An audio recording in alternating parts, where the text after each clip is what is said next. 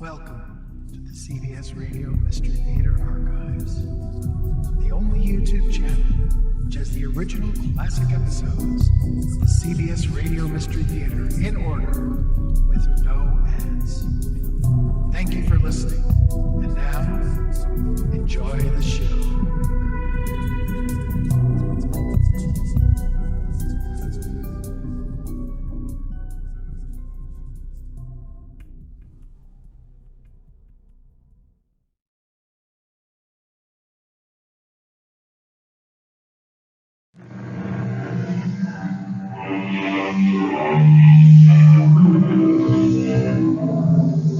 Come in. Welcome. I'm E.G. Marshall. What is that passage from one of the best written novels of our time? Then wear the gold hat, if that will move her, till she cries, lover, gold-hatted lover, I must have you.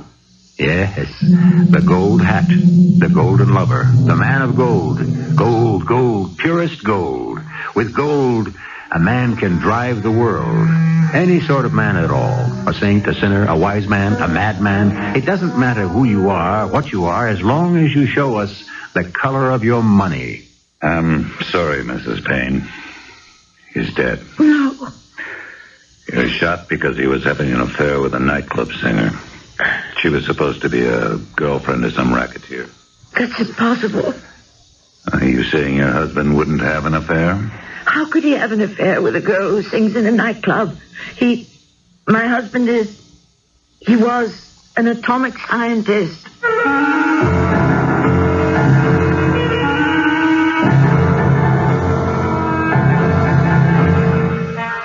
Our mystery drama, The Bright Golden Murders, was written especially for the Mystery Theater by Sam Dann and stars Tami Grimes. Gold. As a metal, it has some uses, but not nearly as many as, say, copper, iron, tin, or even lead. And what is there you can do with it? Well, in bygone times, it was used for ornamentation. But in these dangerous days, you'd be foolish to wear it in public. When you come to think of it, there isn't really very much you can do with gold, except lock it up in a safe place and contemplate the idea of it. It is about 1 a.m. Mr. and Mrs. Ellsworth Payne have retired for the night. It's the phone. Oh, yeah. I'll get it first. Don't bother. It's right over here. Hello? Hello? Who is it? I don't know. There's no one on the line. Hello? There's no one on the line. Hang up. This hour of the night. Yeah. Let's get back to sleep.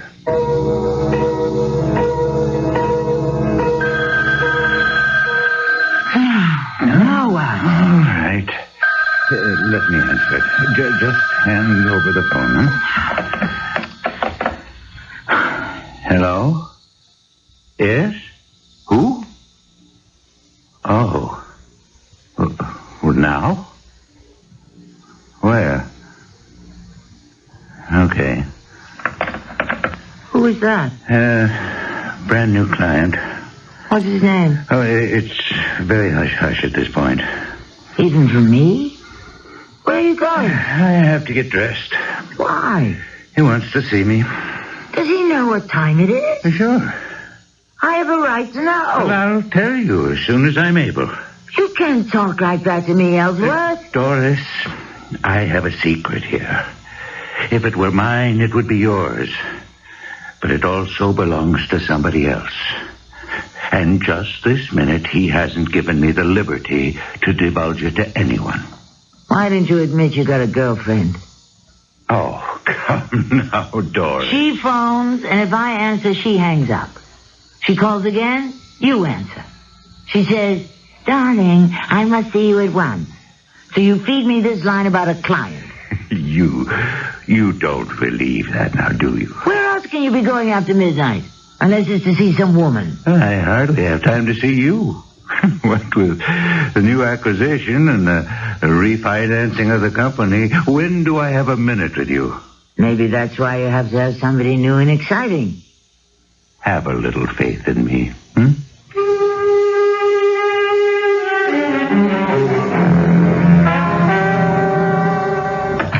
Doris, hello. Hello, Stanley. I guess he came downtown to see Ellsworth. Didn't he tell you he'd be out of the office all day? I came down to see you. Me? Take me to lunch. Sure thing. Mrs. Pettigrew, tell Emile I shall be lunching in the executive dining room with Mrs. Payne. Thank you. Executive dining room, indeed. We've come a long way. A cordon bleu chef. You can't imagine how it impresses the clients. Payne and Platt nuclear techniques. Yes, indeed, we have definitely arrived. The question is, where? We're up there, Doris. We're consulted by all of them. Government, the big corporations. I wanted to talk to you, Stanley. Huh? Well, that sounds serious. You want to do it now or at lunch? Now. Why risk ruining a gourmet meal? It's going to be that kind of talk. Does this new client also call you at home after midnight, Stanley? Which new client? I guess I got my answer. Let's go to lunch. You started this thing. Ellsworth's been getting late-at-night phone calls. From whom? Summoning him to late-at-night meetings. Where?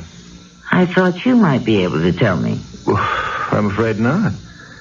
So there's nothing mysterious or hush-hush going on around here, is there? You want to know the truth?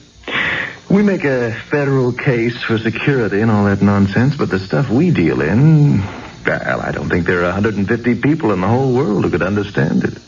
And the Russians and everybody else, they all know the theories. But who would be calling Ellsworth late at night? Well, I'm sorry. I can't help you out too much. I hope it's not another woman. Maybe he needs someone he can talk to. Well, he can talk to you. About his work? I told you there aren't 150 people he can discuss things with in the whole world. I doubt if more than a handful of them would be women, and they'd be the atomic physicist types. And I don't know. Where does he go so late at night? Even back in college, Ellsworth had certain individualistic ideas of his own. Yes. I suppose he still does. I'm sure there's a very simple explanation.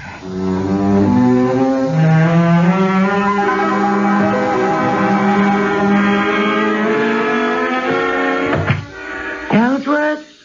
Doris? Oh, you didn't have to wait up. No. Why aren't you in bed? If I wanted to spend all my time alone in bed, I wouldn't have gotten married. Sorry I'm so late. It's all right. Usually about this time you're going out. Now you're coming in. It's an improvement. Oh, Doris, you know I'd never look at another woman. It wouldn't be so bad if at least you'd also look at me. It's a touch-and-go situation at this moment. Why can't you tell me? Because I don't want you to know. Why? Could be dangerous. If it's dangerous? It's something we just can't talk about, and that's all there is to it. Remarkable. How quickly I've become a second-class citizen around here. You'll know everything. When? At the right time. Yes, my lord and master. Owen, cut that out. Mrs. Talmadge tells me she saw you at the plant today. That was yesterday. Oh, what's the difference? Shouldn't a scientist be concerned with accurate data? You knew I wouldn't be there. I didn't go there to see you. I wanted to ask Stanley a question. What kind of question? Just if he had to meet this new client of yours late at night, too. And what did he say? He said, what new client? Good. That's what he's supposed to say. Really? He sounded genuinely puzzled to me. Well, Stanley's a great actor. He was in all the varsity shows at college. Are you going to be home for dinner tomorrow? No. Here we go again. Doris, it's of the utmost importance. I'm sure it is. I'm not at liberty to divulge information to anyone. After a while, I'm not even sure I'll care.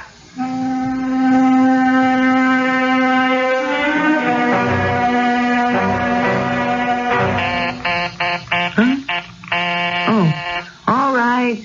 I'm coming. Stanley. Hello, Doris.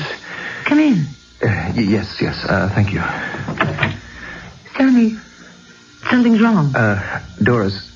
It's Ellsworth. Yes, there's been an accident. Is he alive? He's in the hospital. Where? Come on, I'll take you there. Come on. No, wait. Get your coat. What happened? Oh, I don't know. I just got a call from the police. An automobile accident? I would imagine. I can't think of any other kind. Is he all right? I would suppose he's all right. What did they tell you? They didn't tell me anything. If he were dead, they'd say so, wouldn't they? I guess they would. Or is this how they do it? Break it to you gradually? I don't know. Are you telling me the truth? Let's go if you're ready. How could I ever be ready for a thing like this?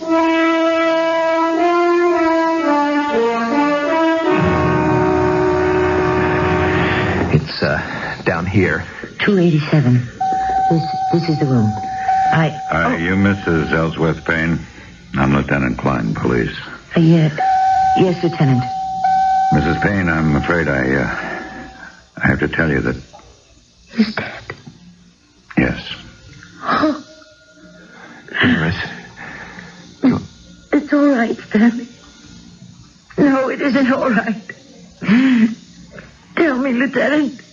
Tell me. I know this is a difficult time for you. Just tell me. He was killed. How? He was shot. Where? Outside of Loganberry's. What's that?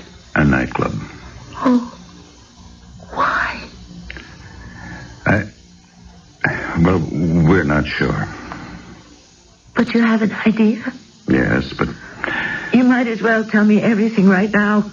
Mrs. Payne... I have a right to know. This girl... Which girl? She was a singer. Yes? He'd been going with her. And? She's supposed to, well, they say she had a boyfriend who's a racket guy. Please continue, Lieutenant. Well, we understand he didn't like the idea, and so he took out a contract on your husband. You're talking to me, aren't you? Mrs. Ellsworth? You're saying these things, and I'm not dreaming. No, ma'am. I'm sorry. Racket guys. Contracts. I'm not watching some late-night movie, am I? No, ma'am. Tell me the rest, Lieutenant. Be very quick, because I know I'll have to faint very soon. Well, that's all we know. May I see him? Sure.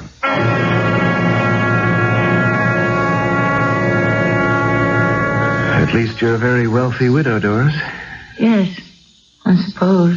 And I'm glad to see you're up and around finally. You can't sit home and hide from the world forever. That's true. You're still young. You should get married again. I came here to get some things from his office. I figured you'd want to do that, so it hasn't been touched since that night. I kept you from your work long enough. Anytime, Doris. Now, you go right through this door. Thank you, Stanley. You've been a true friend. Just as he left it. Just as he left it. Mrs. Payne. Oh, I'm sorry I startled you. how are you, Mrs. Talmadge? All right for an old lady. You're not so old. Time I retired. What with Mr. Payne gone, I don't want to break in a new boss. Yes. Mrs. Payne, I have to talk to you. What is it? He was a wonderful man, your husband. Yes. But he shouldn't go to his grave with a lie told about him. A lie? And you shouldn't bear the hurt and agony of it either. That was a terrible thing in the media about him and that nightclub singer with the jealous racketeer boyfriend. Not a word of it was true. That is not why he was killed. He wasn't involved with... No. He was killed because he knew too much. About what? Well, what was he connected with? Atomic energy. What did he know that was too much in that particular field? Who can say? We're dealing with the most abstruse and yet the most important of all the sciences. Let's just turn down the current for a few minutes, and then up to full power when we return with Act 2.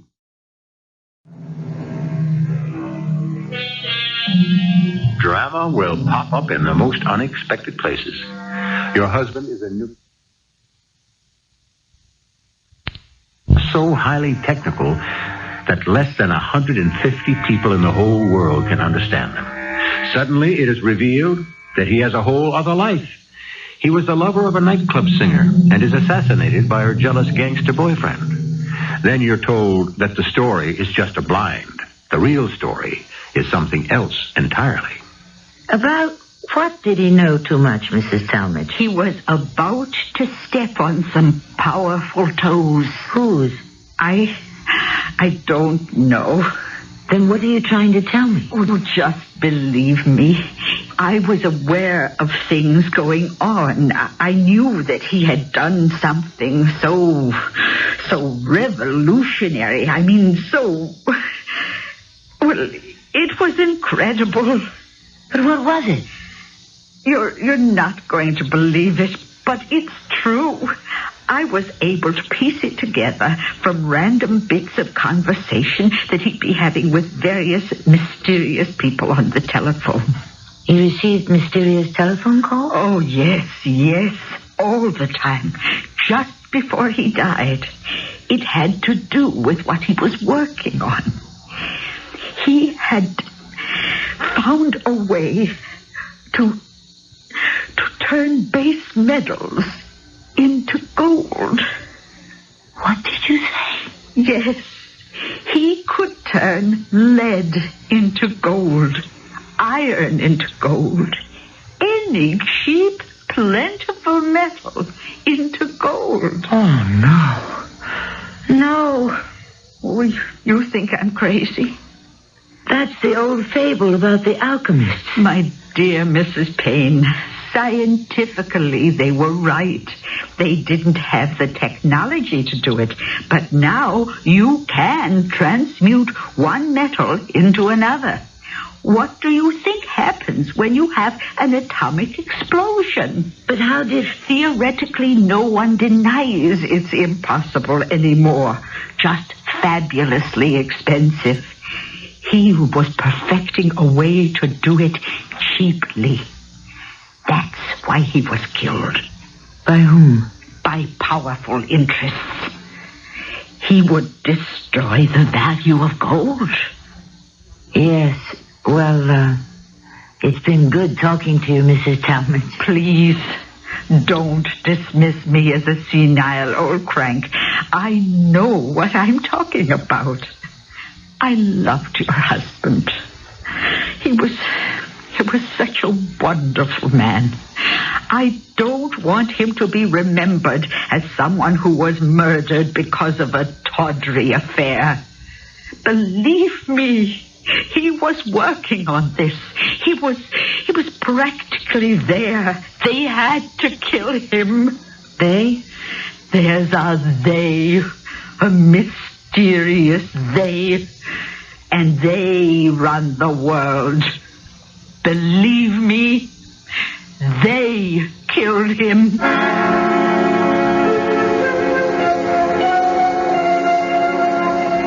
The poor woman. What can I tell you? Theoretically, she could be right. It's possible. Well, of course, but to make gold that way would cost thousands of dollars an ounce. She said he had just about completed a technique to do it cheaply. Doris, she had a terrible crush on him. She'd be happier if he died in some great scientific cause. That thing she's talking about is absolutely impossible. Mrs. Payne, I know nothing at all about physics and such. But she seems so sincere, Lieutenant. And she insists that the gangster jealousy thing is just a cover-up. If she's right, it would be a police matter. Would you ask her some questions? No. What sort of questions? I don't know. That's why I need your help. You have experience in asking the right ones. Apartment 5L. Well, here's H and I. J. K, there's L. Hey, wait. What's that smell? Gas. Gas. Run downstairs, find a phone. Call an ambulance. I'll get the door open.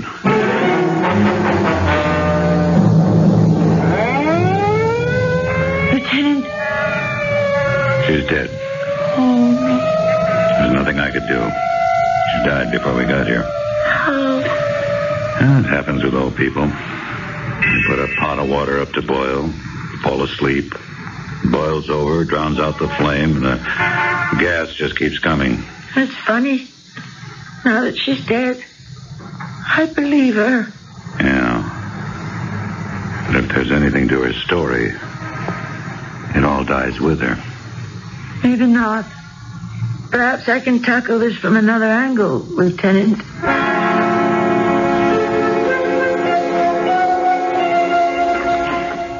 Yeah? My name is Doris Payne. Is it? You're Cleo Fuller. I was Ellsworth Payne's wife. May I come in? Sure. Why not?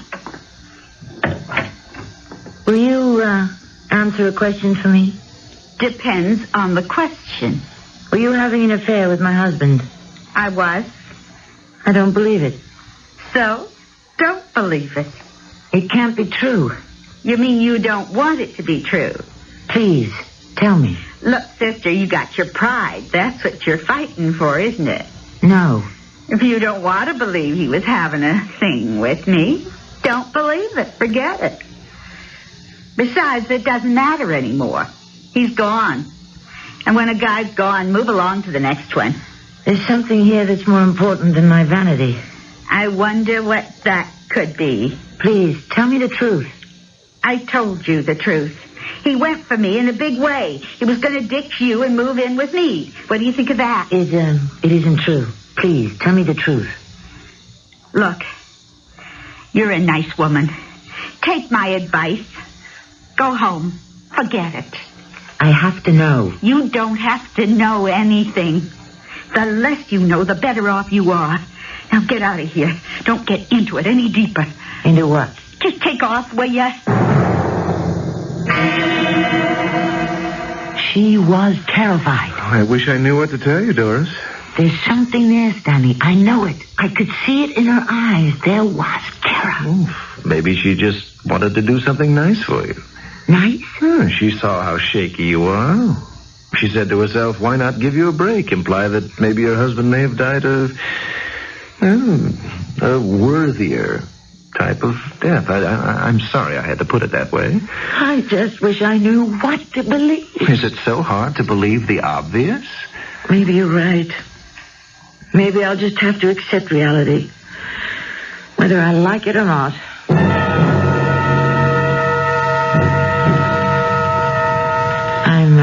I'm sorry to keep bothering you like this all the time, Lieutenant. Oh, no bother, Mrs. Payne. Besides, it's a slow day. I went to see Miss Cleo Fuller, and she's hiding something. How do you know? I don't know. I just get that impression. Or maybe it's because you want to get that impression. I'm allowing for that. But you're a cop. You can tell when you're being lied to. Not all the time. If she was nervous with me, she'd even be more nervous with you. Well, I might have a little chat with her at that. She lives at the Charway Arms. It's an apartment hotel. No sooner said than... look up the Charway Arms and get Miss Cleo Fuller. Find out if she's going to be home. And we'll see what she has to say for herself. I know I'm right. I know Ellsworth was killed for a reason that had nothing to do with women. All I need is just one little piece of evidence. You say Miss Fuller was scared. Oh, yes, she was terrified. Excuse me. Klein? Yeah? What do you mean they don't know? Okay. Check out that nightclub, Loganberry's, where she worked. What is it? Miss Cleo Fuller left the hotel. She moved. Where? They don't know. She left no forwarding address. It's impossible. That's the story. Klein? Yeah? Okay. We just called Loganberry's. Guess what? She quit. Call called them on the phone this morning and said she was leaving. For where? She didn't tell anybody. But she must have told somebody. No? I can't believe it's all coincidence. Mrs. Talmadge dies accidentally when a pot boils over on a gas stove. Those things happen. And now Cleo Fuller just vanishes. Those things also happen. Lieutenant, they say my husband was killed by a jealous lover of Cleo Fuller's. But Mrs. Talmadge, who tells me there's a far more insidious motive for his death, suddenly dies. Cleo Fuller, the only one we know of who could really tell us if Ellsworth was having an affair with her, simply disappears. Can you accept this as a natural course of events? Look, even if I didn't, what could I do about it? I have absolutely no leads. I don't know what to ask. I don't know who to ask. Let me ask. My husband is shot to death one night. The next morning, the papers, the media says that he was the lover of Cleo Fuller. What I want to know is, who started that story? Who? Somebody had to feed that story to the press. Excuse me for a little while. Where are you going?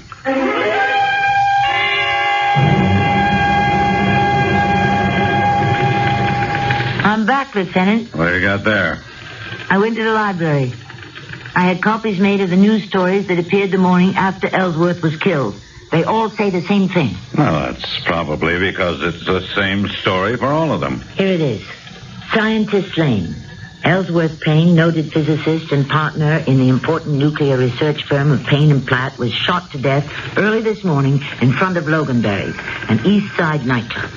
According to witnesses, Mr. Payne was waiting for a taxi when a car passed by and the occupants fired a fusillade of revolver shots at him. Mr. Payne fell to the sidewalk dead. It is believed that Mr. Payne was murdered because he was having an affair with nightclub singer Cleo Fuller. Miss Fuller is reputed to be the girlfriend of a notorious gangland leader. Well? What kind of story is this? It is believed that Mr. Payne. Miss Fuller is reputed. Where are the facts? The hard facts. How do they know? Oh, Mrs. Payne, these things are easy enough for reporters to run down. But when do they have time? These papers were on the streets just a few hours after Ellsworth was killed. Mrs. Payne, just because you didn't know... Well, you know, the wife usually is the last to find out. What I'm trying to say is that the affair between Cleo Fuller and your husband could have been common knowledge. Then why wasn't it in any of the gossip columns? I can assure you, Lieutenant, that if this thing has been, as you say, common knowledge, I have some very good friends who would have felt it their duty to let me know. And that's just the whole problem here. We're dealing with hunches and theories. We don't have anything to go on. Why are we up against a stone wall everywhere we turn? Why are we constantly being checkmated? You are implying that somebody's deliberately plotting against you, Mrs. Payne. Don't put it that way. That's how you talk to people who are not in their right minds. Is that how you classify me, Lieutenant?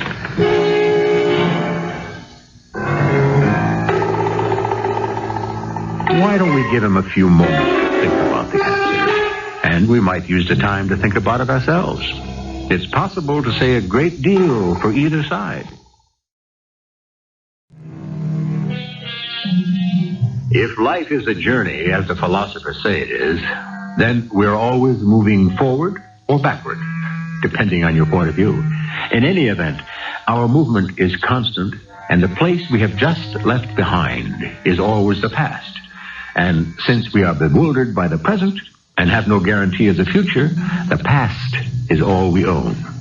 Little wonder, then, that so many of us try to shape it according to our own very private needs. Just exactly what are the police doing now, Lieutenant? We are trying to run down various leads. Such as?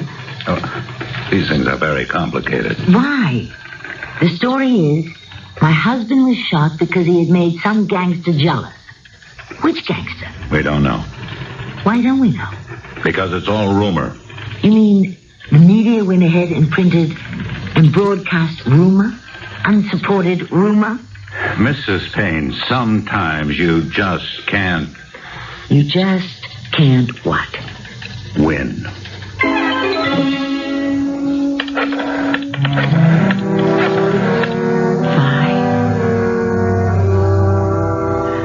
Hello? I would like to talk to the editor, please. My name is Doris Payne, the wife of the late Ellsworth Payne. Yes. He's in a meeting? Please have him call me. My number is 555-2908.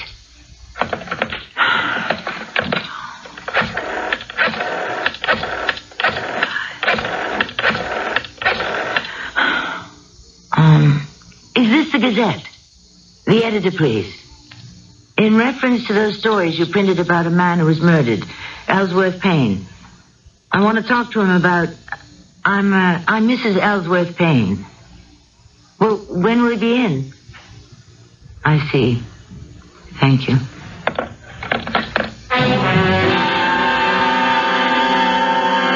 Stanley, you have to help me. If I can. It's about Ellsworth's murder. What can I do? I can't get anywhere with anybody. I'm against a stone wall. It's a barrier of silence. Well, Doris, I believe Ellsworth found a way to turn lead, base metals into gold. I know what it sounds like, but don't fight me. I won't. And don't patronize me either. He had incurred some very powerful enemies. Are you following this? All right. They found out Ellsworth had perfected this process. Mm-hmm. How was he able to... The facilities are in this plant. The know-how was in his brain.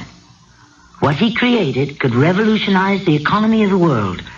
Unbelievably powerful forces felt they had to stop him. So they got this nightclub singer to say she was having an affair with him. Oh, Doris. Killers were hired. Stories were planted with the media. Do you actually believe this? Yes. Please help me. I'm nobody. And I can't find out anything but you're Stanley Platt, Chief Operating Officer of Payne and Platt. You have friends, contacts in the highest places. Nobody pushes you around. Get this thing moving for me. Doris, People won't be tied up in meetings when you call. Please, Stanley, do it for me.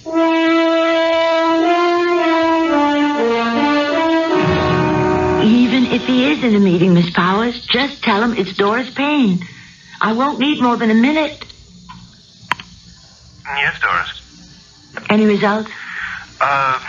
These things take time. It's been a week. Well, it's only been a few days. Did you get to anyone?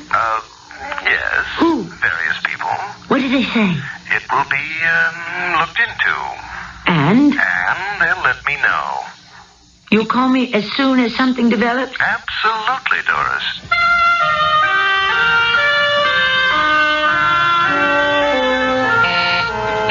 Just a minute. Hello, Mrs. Payne. Lieutenant Klein, please come in. Do you have any news for me, I hope? No, I'm afraid I don't have any news at all. Oh. I'm sorry. I was just in the neighborhood. I thought I'd drop in to check up on you. Check up on me? Well, yeah. Just what does that mean, check up on me? You know, see how you're getting along? Then why didn't you say that? Why did you say check up? Well, Check up on what? well, I only said that. What am I supposed to be doing that you're to check up on me? Mrs. Payne. Who told you to check up on me? Are you part of it too? Part of what? Whatever it is. It's big enough. It can take in everybody. Even the police. Hey, Mrs. Payne, look. Why didn't I see it before? The first time I met you was at the hospital. You were the officer who told me Ellsworth was dead. You didn't know him. Isn't that right? Yes. Had you ever heard of him? No. He'd only been killed an hour before. Yet you knew he was supposed to be going with Cleo Fuller and a jealous boyfriend. Whoever he is was the one who shot him. How did you know all this? Well, I heard it on the radio in the car, coming down. I don't believe you. And now you want to check up on me? I don't care if you are a police officer. Get out. Get out of my house.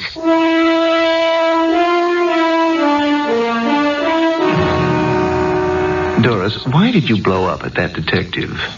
How do you know about it? He told me. Oh, he told you. Well, he knows I'm a friend of yours. Are you a friend of mine, Stanley? Oh, please, Doris. I think you're in on it, too. In on what? It. The thing. You have to be. I tell you about Mrs. Talmadge's suspicions. The very next day, Mrs. Talmadge dies. Suddenly. Doris, you cannot take a coincidence. I tell you, I saw Cleo Fuller, and how frightened she seemed. The next day she disappears. How do you account for it? I'm not supposed to account for it. Was she killed or just hidden away?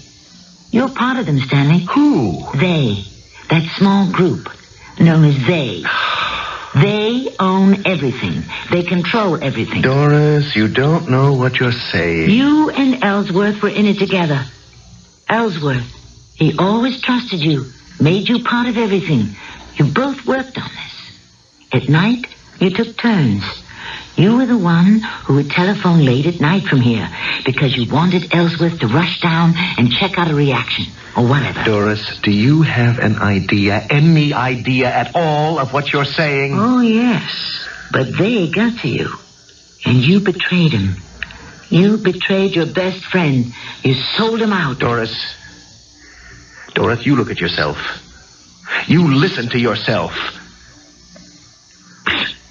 Oh, Stanley. What's happening to me?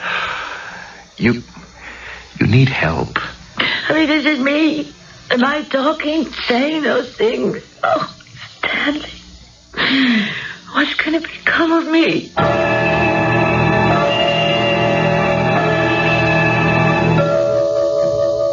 Dr. Cole, I don't know what to think anymore. Mrs. Bain, obviously a battle is taking place inside you. Now, what are the stakes? Is it possible that I refuse to accept the idea that Ellsworth was unfaithful to me? Does my pride revolt against it? Does it? Have I constructed this elaborate fiction to save my self-esteem? Well, have you? I'm trying to think. She started it, Mrs. Talmadge. But she worshipped him. She was senile. But that's just a nice way of saying she was crazy. She was, you know. But he wouldn't let them fire her. Yes? She could have let the pot boil over. It happens every day, doesn't it? It could happen. And a nightclub singer disappears? Why is it a cause for intrigue? Perhaps her boyfriend was unwilling to forgive her. Perhaps. And a nightclub singer would be just the person to call him late at night. It would be the only time they could meet. During the day, he was working. And in the evening, she'd be working. So if she wanted him, she'd call him after midnight, when her act would be over. It sounds logical. Mrs. Bain, had he ever been unfaithful to you before? Yes. But it didn't mean anything. Besides, why am I making this kind of tempest? Now that I must face myself, clinically, I'm not sure I was even that much in love with him anymore. Now then, this mysterious cabal, this secret omnipotent group that can buy out the whole world and everyone in it, do you believe it still exists? It may exist for all I know, or even care. As far as I'm concerned, it's irrelevant. It had nothing to do with my husband's death. He was killed because he took liberties with the wrong man's woman. Now, I feel so much better.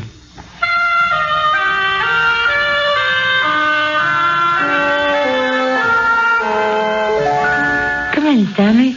I'm so glad you're here. I'm so glad you're better. I'm fine. I just had a bad dream, that's all. Good. Well, I'm here to help. I've decided to give up the apartment. I didn't need such a large place. Of course not. There's the room Ellsworth used as his study. I won't need that anymore. I hadn't been in there since, well, you know. I know. Well, I'm here with the station wagon. I'm ready to help you move some stuff out. I'm going through his desk. I found some papers and things that you might want to take back to the office. Come inside. Oh, sure. Yes. I remember this room.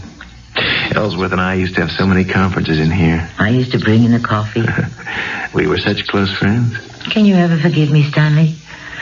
For some of the things I said to you? Oh, please, forget it. Accusing you of being part of some fantastic conspiracy. These things are best forgotten. It's so good of you to say that, Stanley. Well, this whole idea of making gold. As a chemist, I'd say it's at least 1,000 years in the future. Do you know who'd be the first to laugh at it? Don't tell me. Ellsworth. Of course. And that's the cream of the jest. Now, all these papers you got bundled up, they're ready to go? Yes. Anything else? Just the drawers on the left-hand side of the desk. Well, why don't you empty them while I take these down to the wagon? Go ahead. Okay, I'll be right back.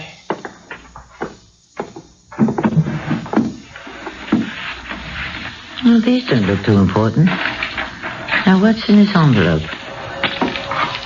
It seems to be... Looks like...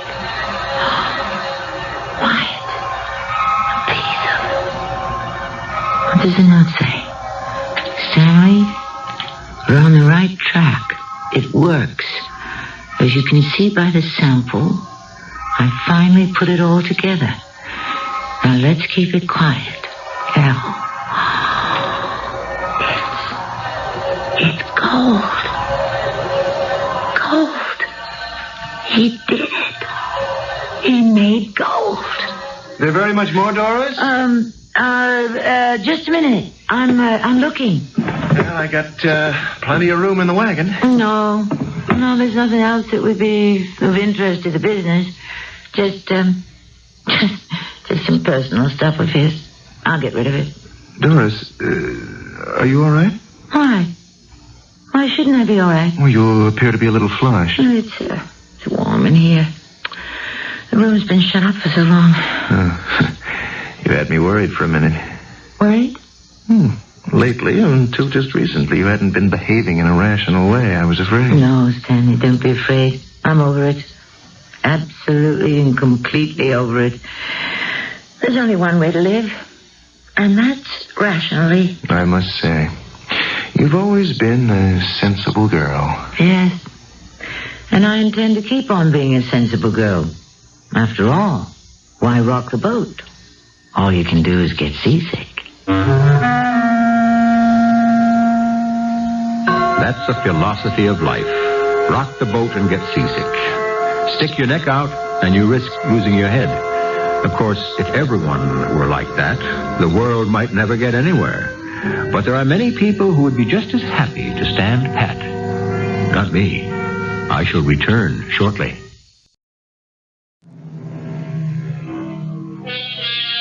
It is rumored that the world is controlled by powerful forces, nameless theys, who make all the crucial decisions. Whether we know it or not, like it or not, they call all the tunes. Is it true? If it is, it's not a new theory. After all, our ancestors believed in a pantheon of jealous gods who arbitrarily decided everyone's fate.